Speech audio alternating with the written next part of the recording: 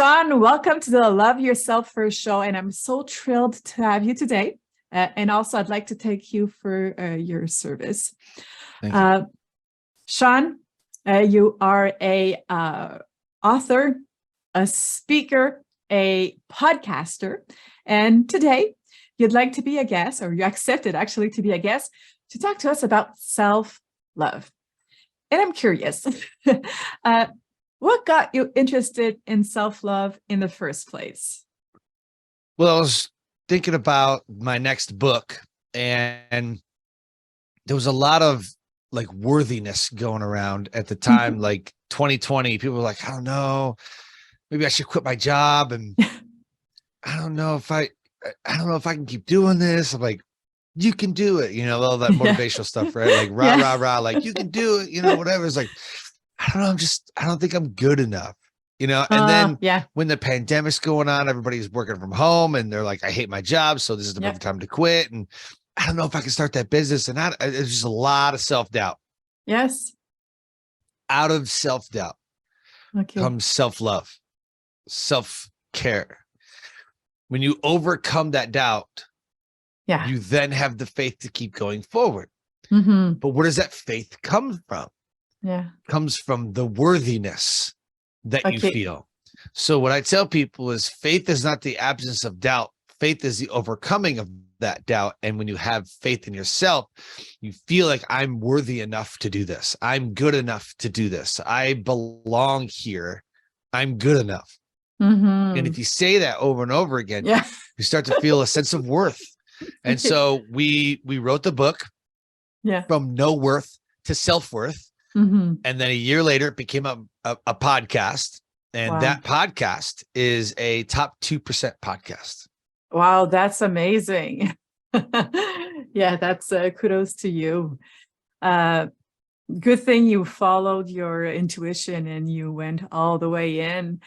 Now, I'm curious, and I get what you're saying, you know, self-love, there's some doubt, and then you have to have that faith and find the worthiness. And you say, you know, repeat it over and over again. So that's one way of doing it.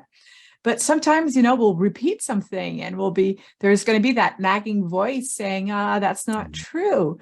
So as we are learning to embrace our self-worth, what do we do to be able to overcome those automatic thoughts that we may have? Oh, that's a great question. A lot of people suffer from imposter syndrome, and it's kind of like what you're describing. It's imposter syndrome. Like that nagging voice that's like, haha, joke's on you. You're not good enough. You know, there's a couple of different ways you can do it. The best way to do it is gratitude. Okay. Gratitude has been scientifically linked to lowering your anxiety, your stress, and depression. If you say 3 things out loud that you're grateful for every day. Yes. Love and hate, or love and fear, cannot equal the same space. And so the less hate or fear or negativity that occupies your body, your space, the more space or room you have for all of the love, the gratitude, you know, just writing them down is great. Saying them out loud is better. Powerful. Yes. Calling 3 people and telling them that you're grateful for them shares in that gratitude. Okay. And it makes them feel worthy. It makes them feel loved. And by doing that, you in turn receive that same energy back. By the mirror effect. That's practical. That's a great nugget. And I've experienced the power of gratitude. And I appreciate that you're encouraging us to do it. And you're bringing it to that next step by calling someone and sharing that with them. And there's the mirror effect. Now, how did that, let's say, gratitude mentality and practice change your sense of self-worth? Oh, it's huge. I learned about it when I became a resilience trainer for the military back in like 2014. Yeah, 2014. Mm-hmm. So I became a resilience trainer, and one of the classes out of the skill sets that we teach was called Hunt the Good Stuff. Mm-hmm. Like, what are we talking about? It sounds good though. Yeah. And it got changed later on to Counting Blessings. Okay. That's what it got changed to later on in the program, as we evolved and looked at all of our content, but it was Hunt the Good Stuff. Mm-hmm. Okay, cool. I think I know where we're going with this. So as I'm sitting in class, they said, what are you grateful for? Yeah. Like, I mean, I don't know. I'm breathing, I guess. The cliche answer is like, well, I'm breathing today. Yeah. Great. But it is a great thing. Right. But like, what are you really like grateful for? Yeah. And they wanted you to go really deep. Mm-hmm. Like, well, I'm grateful for the family, wife and kids. Grateful for a job. Mm-hmm. And then as you and they said, just write anything down. Just anything that comes to mind. Just write it down. It doesn't matter if it's 10 or 20 or 30 things. Just write it all down. But as I got into the list, I started to go deeper and I felt different. Yeah. And then they said, okay, who wants to share? I said, I'll share. And of course I picked like one of the top ones. Grateful for the family. Yes. Grateful for the wife and kids. And I look at my list and I said, I'm grateful for this opportunity to be in this class and learn about this skill. And then I felt like I wanted to go deeper with that.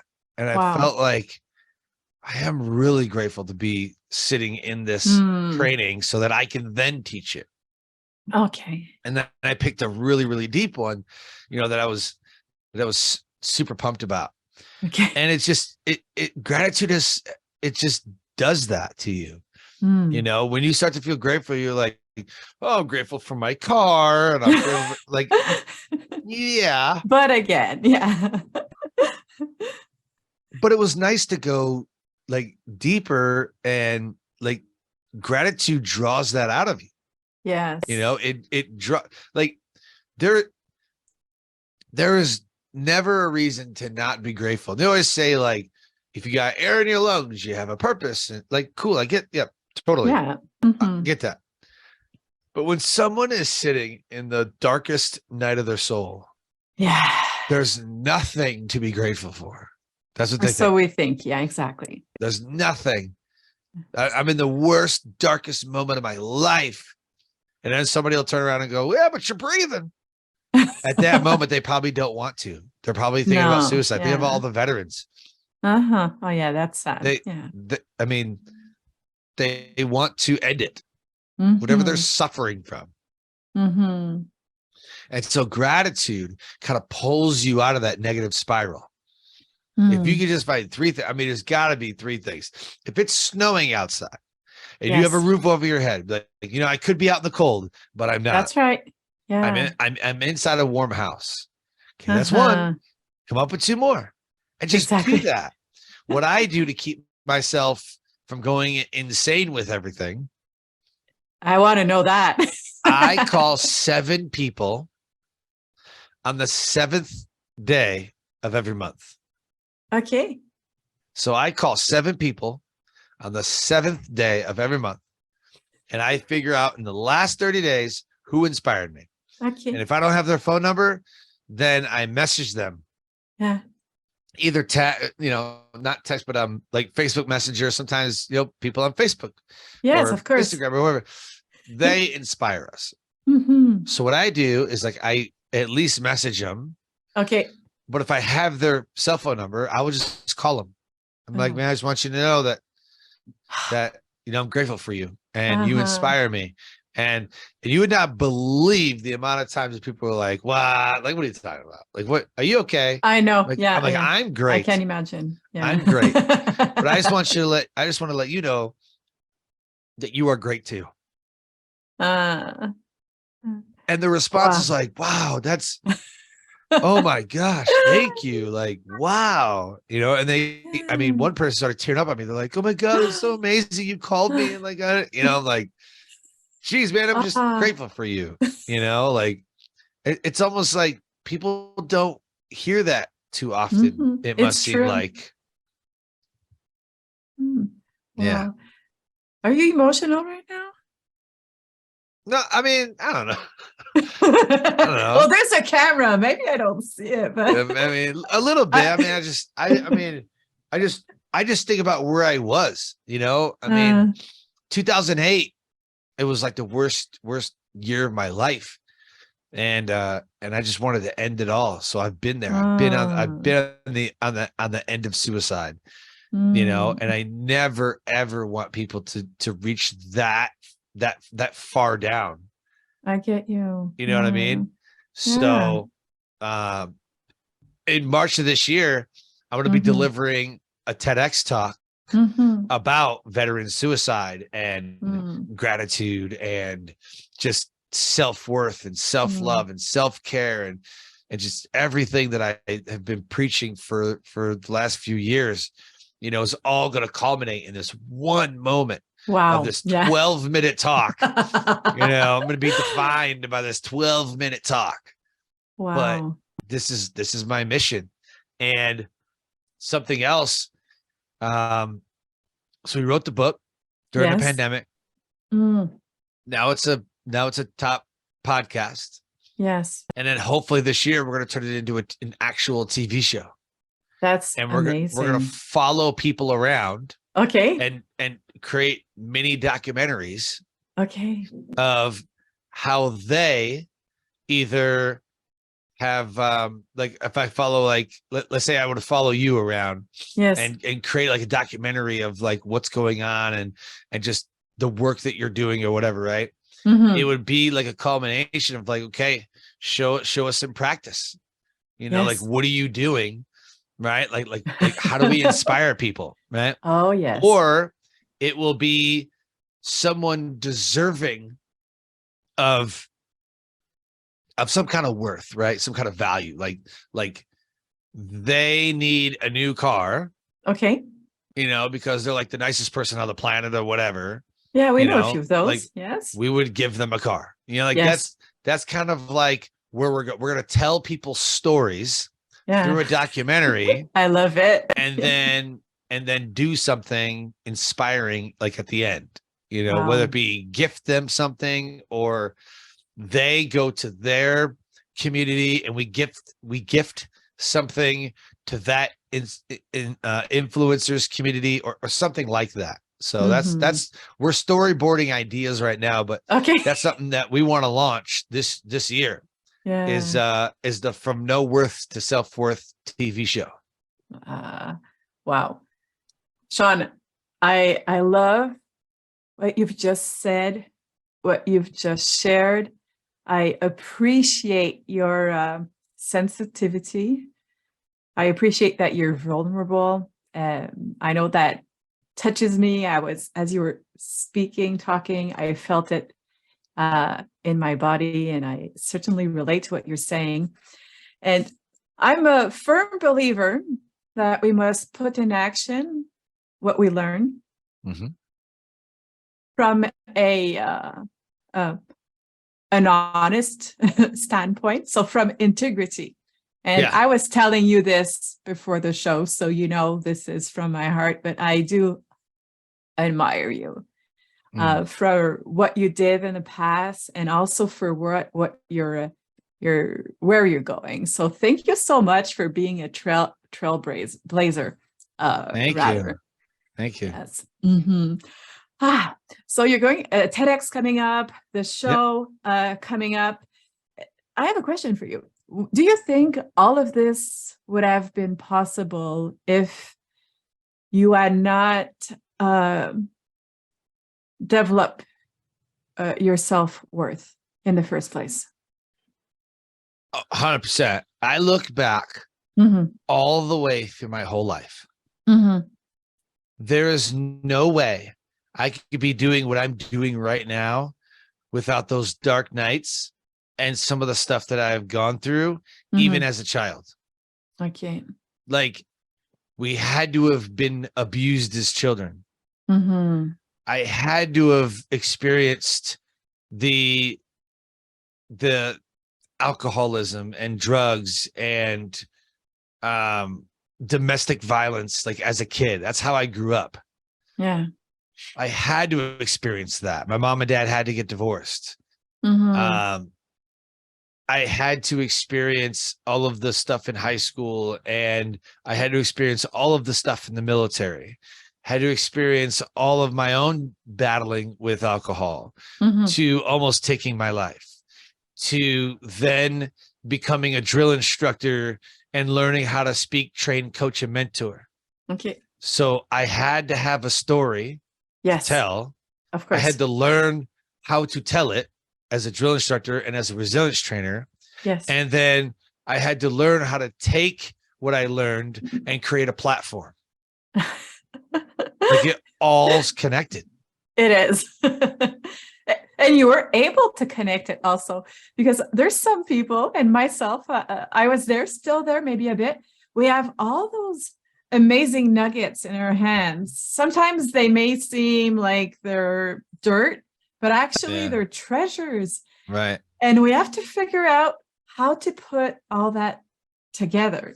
And of course, you've done it in an amazing way.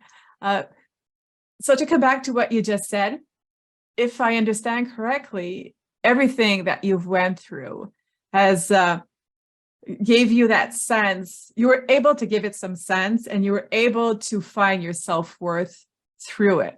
Is that right? Oh yeah. Oh yeah. Yeah. 100%.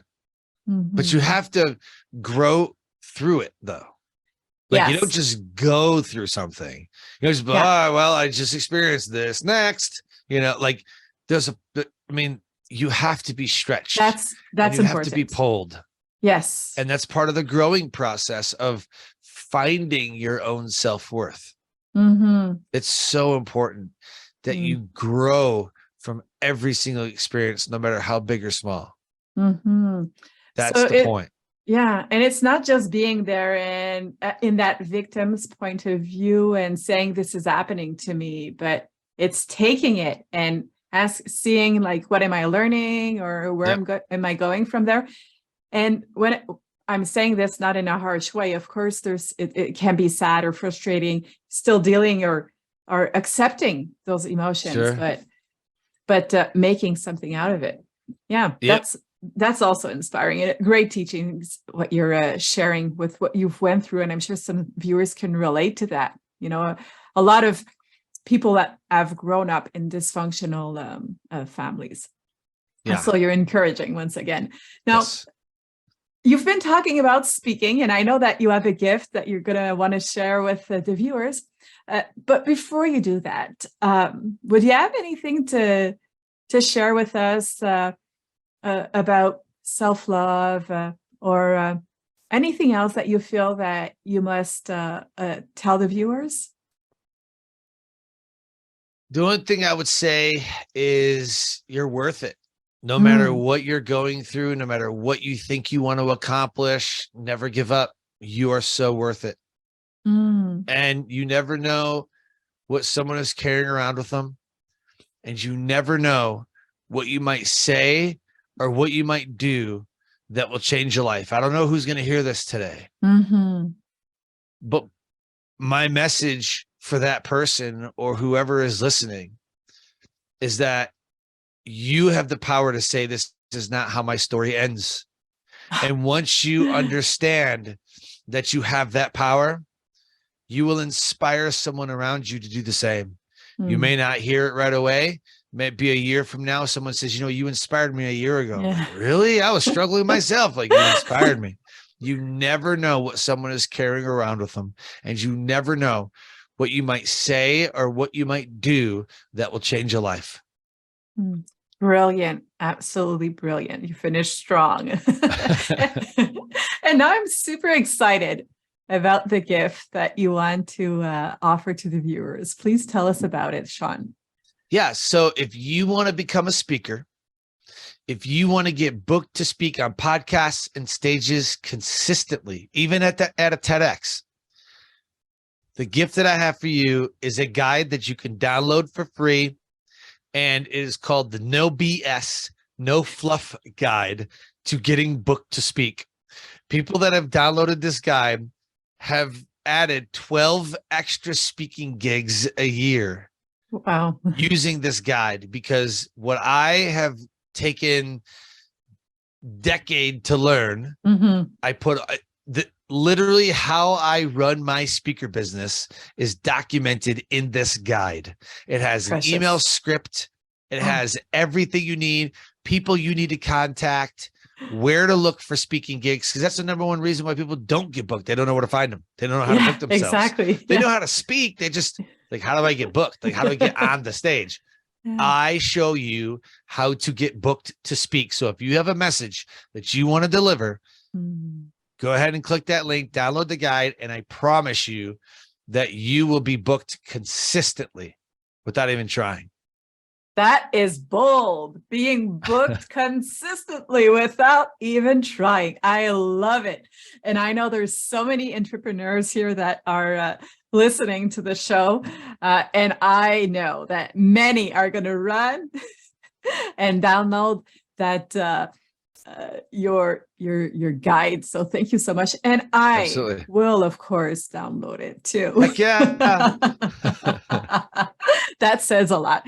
Sean, it was really a pleasure having you today as a guest, and I in no way want to sound sexist, but I truly appreciate that as a man you put yourself out there.